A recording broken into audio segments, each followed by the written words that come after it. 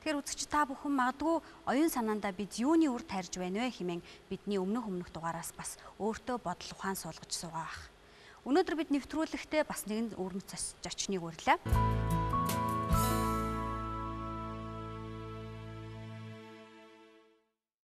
Бас эх орон гэдгээ нэг томьёолох хэрэгтэй байх те.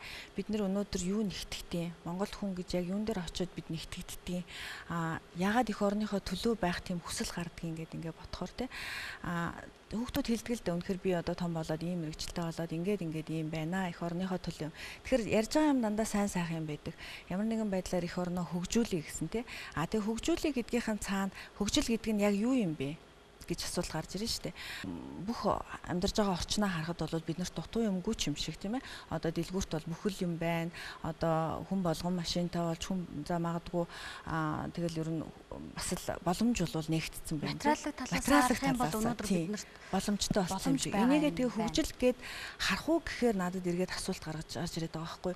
Би ягаад хөгжил гэж энийг яг үзэж чадахгүй байна уу гэхээр би ирээдүйдээ итгэлтэй байсан. Надад айдас байгаагүй.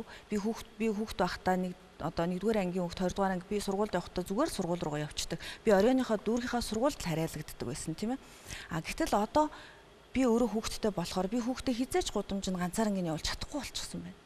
Нэг л өдөр л ингээл хаж гарахад л нэг зарлал тавьчихсан. Тим хүүхэд алга боллоо, ийм хүүхэд алга боллоо гिचгсэн байна. Энийг харахаар чинь эргээд сэтгэл өвдөд байгаа хгүй. Би хүүхдээ явуулчвал магадгүй миний хүүхэд алга болчихвол яах юм гэдэг айц.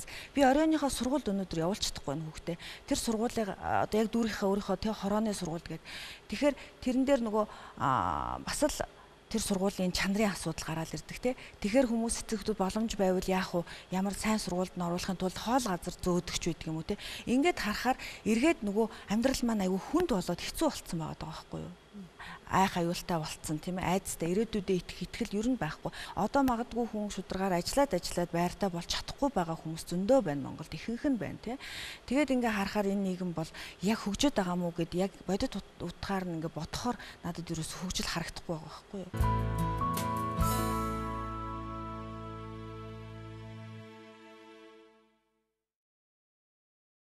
Тэгэхээр бид нэр эхлээд хөгжил гэдгээ эхлээд тодорхойлох хэрэгтэй. Юуны төлөө бид нэр эх орны төлөө гэж хүрхийгээ хөгжил гэж нэрлэх юм. Тэрний төлөө явах ёстой. Тэрний төлөө л бид нар одоо ажиллах, хөдөлмөрлөх, одоо амьдрах ёстой гэж би боддгийн.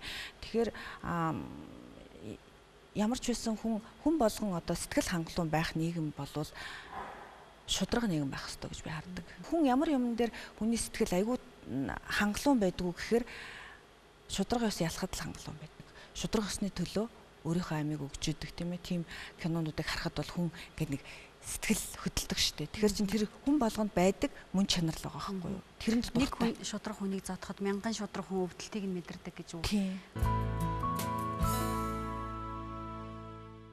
Бидний хүсэж байгаа нийгэм бид юунд хүрэх гээд яваад байгаа? Хүн болгон сэтгэл хангалуун амьдрахын тулд яваад байгаа юм уу? Тэгвэл та үзэгч та магадгүй таны үр хүүхэд таны хүрээлэн байгаа хүмүүс таны ажил дээр хүмүүс сэтгэл хангалуун байж чадчих байна уугүй юу? Энэ бас л асуулт байх гэж бодож байна. Энэ бодгол ёстой зүйл. Хэдэн хувийн тэгвэл сэтгэл хангалуун байна вэ гэдээ дахиад асууя л да. Ингээ бодохоор бид нар олон зүйлийг эргэж бодох ёстой юм шиг. Тэгэхээр сэтгэл хангалуун сайн сайхан амьдрч чадахгүй байгаагийн учир шалтгааныг өөрөө юу гэж харж ах юм. Тэгээд эргээд нэвтрүүлэгтэйгээ холбох юм бол тэгвэл бүгдээрээ сэтгэл хангалуун амьдардаг тэр нийгмийг юм уу тэр улс орныг бий болгоход юу хэрэгтэй? Өнөөдрийн яриад байгаа түүний тулд оюун ухаандаа бид юуны үр тарих ёстой юм? Тэгэхээр энэ юунаас болоод байна уу гэхээр хүмүүс өнөөдөр мөн л түрүүн ахаал хэлээ ирээдүйдээ итгэл нь айгүй хомс болчихжээ, баг болчихжээ тийм ээ. Юуны төлөө амьдраад байгаа ч зарим хүнд тодорхойгүй болсон. Тэгэхээр яагаад ийм одоо байдалд хүрүү гэд ингээд эргээ харахаар ерөнхийдөө надад бол миний л бодож байгаа гаргалгаа л да энэ шудраг байдал их алдагдсан юм байна. Хүн одоо энэ нийгмийн төлөө юм бүтээ хий гэж үнэхээр шударгаар зөвөр бодоод тэрнийхээ хариу шанг хүртэхгүй байна л да.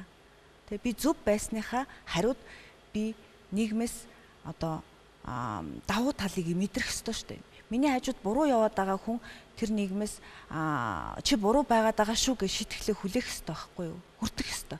Гэтэл зөв явж байгаа хүмүүст тэр зөв явж байгаагийнх нь шагнал ирэхгүй байна. Шагнал гэдэг би өнөөдөр одон тэмдгээр ярьж байгаа юм биш те. Зүгээр л тэр зөв байсныхаа төлөө би зөв машинаараа парклдаг, би зөв одоо хөдөлгөөнд ордог гэдгээрээ жишээлбэл би өнөөдөр ямар ч зөрчил гаргаагүй гэдгээрээ миний даатгалын хувь багасах ёстой. Зөрчил гаргаад байх тусам би даатгал одоо юу гэдгийг тэр илүү одоо эрсдэлтэй жолооч би зүгээр жижигхэн жишээл гаргаж байна шүү дээ. Гэхдээ тэр хүнд харин юу очих ёстой. Тэ одоо шийтгэл гэх юм уу те. Монгол хүн болвол их тийм зочломтгой гэж ярьдаг те. Нэг л тийм нэг сайхнаар дүрсэлдэг штэ. Гэтэл өнөө зочломтгой гэдэг нь бид нар би хүүхэд байхад ч гэсэндээ айл нүгэд ирэхээр идэ бариадгүйгээд очдөг. Эмээ маань за тэнд шинэ айл ирж байна. Би танихгүй тэр хүнээсээ тэгсэн мөртлөө идэ цай өгөөд ингээд явуулдаг байсан те. Тэгээ тэр юм өнөөдөр байна уу гэдэг эргээд бид нар өөрсдөөсөө энэ саяхан байсан зүйл штэ. Асуухаар өнөөдөр бид нар хөршөөч танихгүй. Өнөөдөр миний хажуутлын өрөөнд хэн амьдарч байгааг би мэдэхгүй. Тэгэхээр бид нар өнөөдөр нөгөө Монгол гэдэг энэ бид нарыг илэрхийлдэг энэ сайхан одоо мөн чанар гэдэг яг Монгол хүний мөн чанараагаа өнөөдөр бид нар алдсан юм биш үү? Бид нар өнөөдөр яг яах вэ гэж би зүгээр бодож байна вэхээр энэ үнд зүйлүүдийг эргээд бий болгох хэрэгтэй. Энэ үнд зүйлүүдийг одоо нийгмээс нь бүр одоо зохион байгуулалтаагаар дэмждэг энэ зүйлээ тодорхойлоод тэрний төлөө монгол хүмүүсүүдийг чиглүүлдэг төрж байгаа хүүхдээс ахуулаад цэцэрлэг сургууль бүх шатанда энэ монгол гэдэг мөн чанарыг монгол гэдэг хүний одоо үнтийг тэдэнд ойлгуулах хэрэгтэй. Тэр бол боловсролоор л дамжиж хийгдэнэ. Тийм боловсралтай иргэдэл нийгмийг өөрөөр харна. Боловсралтай хүн өнөөдөр төрөвчөндөө байгаа мөнгө хауза ярьдаггүй. Тэр хүн оюун санааны өөр юм ярьж идэг тийм ээ. Тэгэхээр би бол боловсролоор дамжлын хүрх болов уу гэж бодож байна л да. Тэр мөн чанарууд ямар их алсран холдож байгааг тэрийг бүр их холдохоос өмнө барьж авч өөрсдөө үр хүүхдтэй зүрх сэтгэлд нь суулгаж өгөх ёстойг бас үзэгчдэд хэллээ. Нийгмийн арай том тогтолцоонд нь харж үзэх юм бол тэр улсын үнэт зүйл энэ улс юу хүсэж байгаа юм бэ гэдэг хүслийг л эхлээд тодорхойлох хэрэгтэй болов. Тэгээд тэрнийхээ төлөө нийтээрээ явдаг. Гоочны гоё үг хэлээ шүү дээ. Одоо ч гэсэн энэ Швейцарын утопт байдгийн бэлээ одоо нөгөө юу мото гэж ярьдаг шүү дээ тийм ээ. Урайд нь нэг нь нийтийн төлөө, нийт нь нэгийн төлөө гэж. Бид нар нөгөө айгу хараар бодвол одоо тэр үеийн хамгийн мэг л хараар боддог шүү дээ. Гэтэл тэр үг чинь айгу утгатай үг байхгүй. Өнөөдрийн Швейцарын улсын мото гэдэг одоо та нар Google-ээс хараад үзээрэй. Тийм л үг байгаа. Тэгэхээр ерөөсөө хүн дэмэндээ л явдаг юм байна л та. Өнөөдөр хүний нийгэмд амьдарч байгаагаас хойш би өнөөдөр бусдын юм надад хамаагүй. Би л миний л юм чухал. Тэгтэл чиний тэр чухал чинь бусдаас хамаарат байгаа байхгүй. Тийм учраас чи бусдад бас адилхан чухал байж ээж тэгээ бусдын төлөө байж ээж тэр хүнээс эргүүлээд өөрийнхөө төлөө гэсэн мэдрэмж сэтгэлийг авах хэвээр. Тэгэхээр яг бид бас ийм угийн байсан юм гоё үндэс юмнуудыгаа бас алдаад байна. Тэгэхээр энийг л эргээд бид нар бий болгох хэвээр. Ахуй хүний хувьд бол өөрийнхөө хүслийг тодорхойлох хэрэгтэй. Өөрийнхөө юуг өөрийгөө эхлээд ойлгох хэрэгтэй, мэдэх хэрэгтэй. Тэгээд өрөөлийгөө бас тэрний хэмжээгээр ойлгох байх.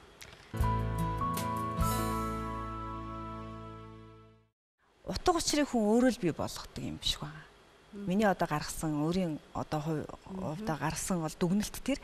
Тийм учраас чи чамайг одоо эргэн тойрон чинь болохгүй байгаа зүйлийг олж харсан бол тэрийгээ зөв тийш нь залгахад чи ямар хувь нэмэр оруулах вэ гэдгийг бодож чадаа тэрийгээ хийж чадвал чиний амьдралын утга учир тодорхойлогдож байгаа юм биш үү? Би гэдгээ бол би хинбэ? Би юу хийж чадах юм? Би юу хүсэж байна гэдэг энэ асуулт. Үүнийг та хэрвээ олцсон бол цааш нь бид хинбэ? Бид юу хийж чадах вэ? Бид юу хүсэж байна вэ гэж нэг бодооч. Үүний дараа дахиад хэрвээ томсгож чадах юм бол Монгол минь хин юм бэ? Монголчууд бид хин юм? Бид нийлээд юу хийж чадах вэ? Бид бүгдээрээ юу хүсэж байгаа юм гэж бас бодож болох юм. Ингээд магадгүй энэ асуултууд бол таны тархинда ямар нэгэн зүйлийн үрийг тарих урьдчилан нөхцөл юм болов уу гэж бодож байна. Нөгөө л өөрийнхөө хувьд амьдралын утга учирыг бий болгоод өөрийнхөө хувьд аз жаргалтай байх тэр сэжүүр чинь тэндээс гарч ирдэг. Тэгэхээр миний хувьд ч гэсэндээ би бас тийг энэ асуултыг тавиад л эхэлжсэн үе би амьдрал утга учиргүй болчлоо гэдэл ингээл шөнө оройч унтахгүй болоол те шөнө ингээл босоод ирдэг унт чадахгүй тэгэл тийм үе байсан. Хачим одоо царай алдаалтай ингээл хүмүүс яатсан бэ чи ингээл тэгжсэн үе би. Гэхдээ яг энийг даваад гард юм билээ хүн. Нэг өдөр л өөртөө яг хэлдэг. Ойсон амьдралын утга учир бол чи яаж энэ амьдралын утга учирыг бий болгох вэ? Тэндээс чинь л бүх юм эхлэх юм байна. Тийм учраас өнөөдрөөс эхэл өнөөдөр чи хийх гэжсэн зорж исэн юмгаа хийх гээд үз. Яаж харах уу? Яаж тэрийг одоо төлөвлөх үү?